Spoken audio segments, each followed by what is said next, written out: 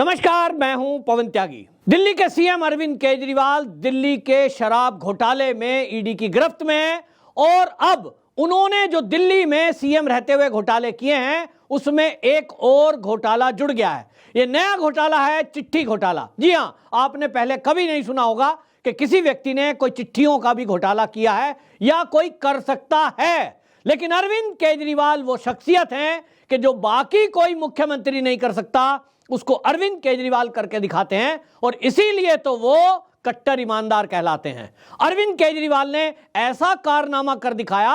कि बिना लिखे, बिना पेन लिए, बिना प्रिंटर के उन्होंने ऑर्डर कर दिया और ईडी की कस्टडी में रहते हुए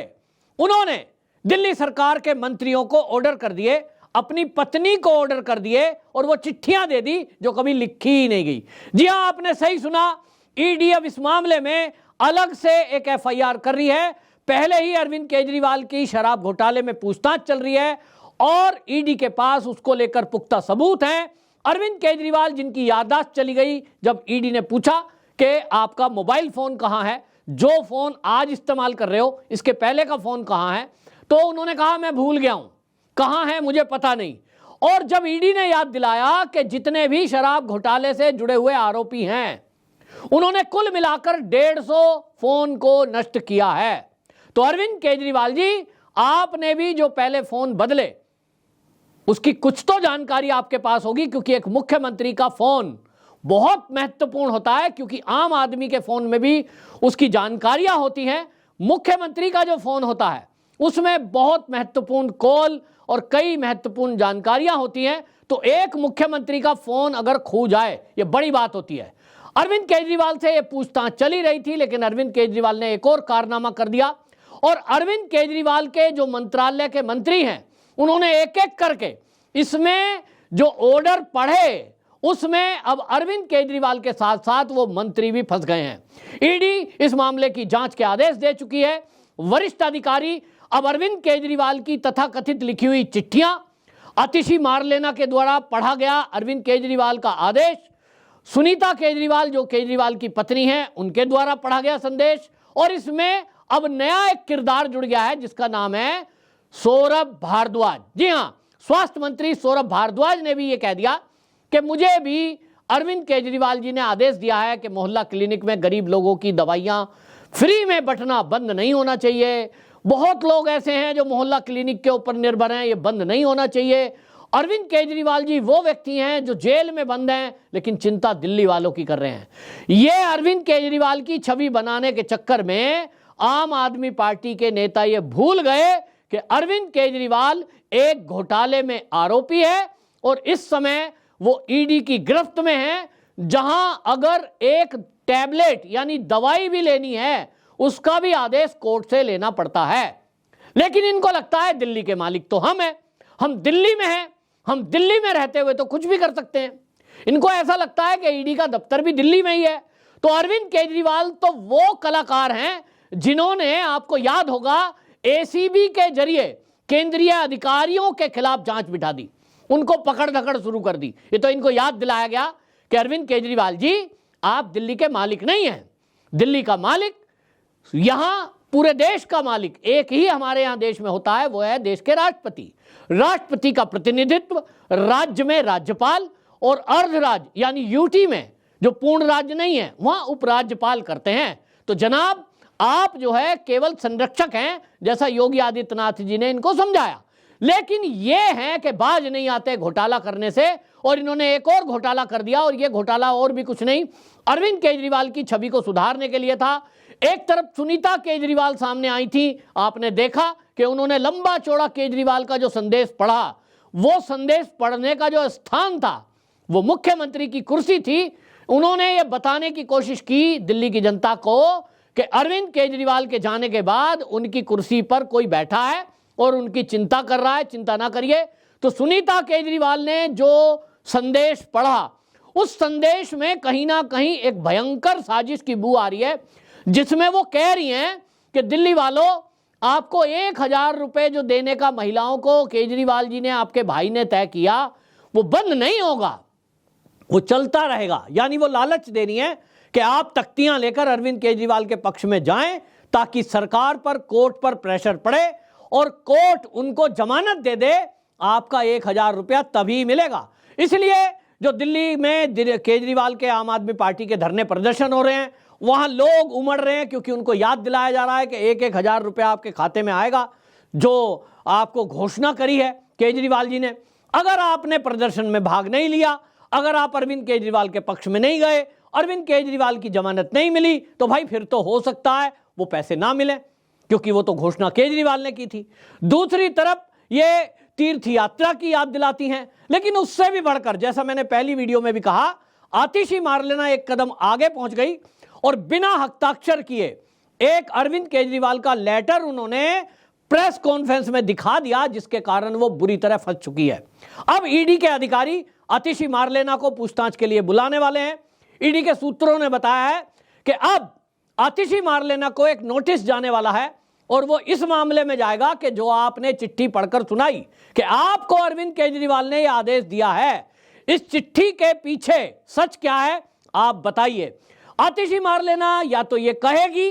कि यह चिट्ठी फर्जी थी, उसने अपने आप से यह चिट्ठी बनाई, अरविंद केजरीवाल के हस्ताक्षर भले ही ना हो लेकिन वो चिट्ठी फर्जी वाला है, या तो ये ईडी में स्वीकार करेंगी, या अगर ये चिट्ठी अरविंद केजरीवाल ने वास्तव में दी है तो फिर पूरा सीसीटीवी फुटेज खंगाला गया है। जैसा मैंने आपको पहले भी बताया है कि जो कमरा है जिसमें परिवार को और वकीलों को अरविंद केजरीवाल से कस्टडी के दौरान मिलने की छूट है, कोर्ट के द्वारा आदेश है, वहां सीसीटीवी कैमरे लगे हुए हैं जिसमें ऑडियो रिकॉर्डिंग का भी प्रावधान है। यानी अगर आप फुसफुसा कर भी कोई बात करेंगे तो आपकी हर बात कैमरे में रिकॉर्ड होगी।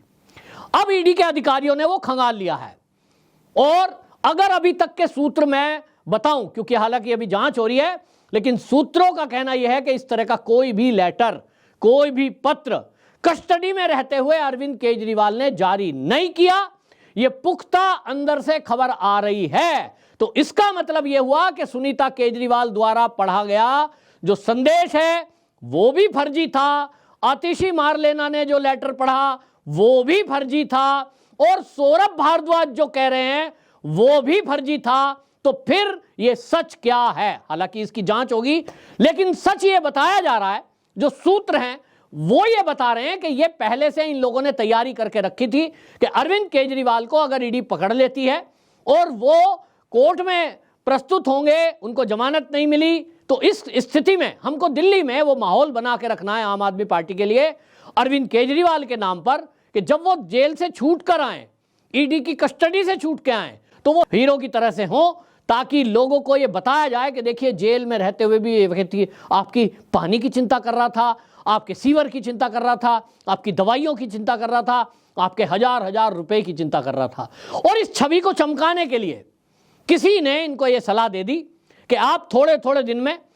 नए नए चेहरे आना और प्रेस कॉन्फ्रेंस करना और कहना ये केजरीवाल जी ने आपके लिए संदेश भेजा है।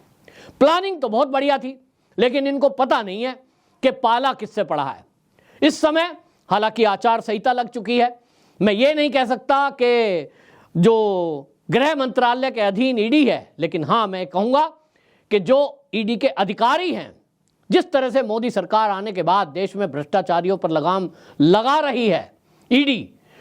सारे देश के अंदर खलबली है। अधिकारी ईमानदार हैं तभी भ्रष्टाचारी जेल के अंदर जा रहे हैं।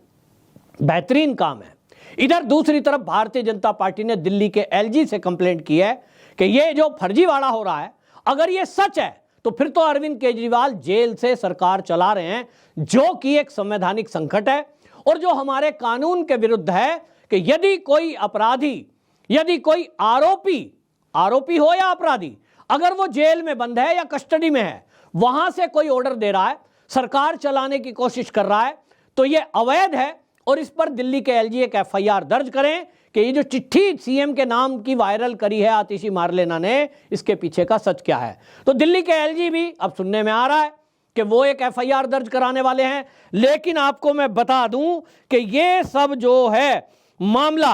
अब सारा खुलता जा रहा है, और इस मामले को लेकर अब ये जो आदेश हुआ है इसको अलग से एक एफआईआर हो गई है। और अब इसमें जैसा मैंने आपको बताया था, आतिशी मारलेना तो बुरी तरह फंस चुकी है। ईडी इनको बुलाने वाली है जल्द ही, कुछ घंटे के अंदर अब इनको नोटिस मिलने वाला है और इसकी जांच होगी।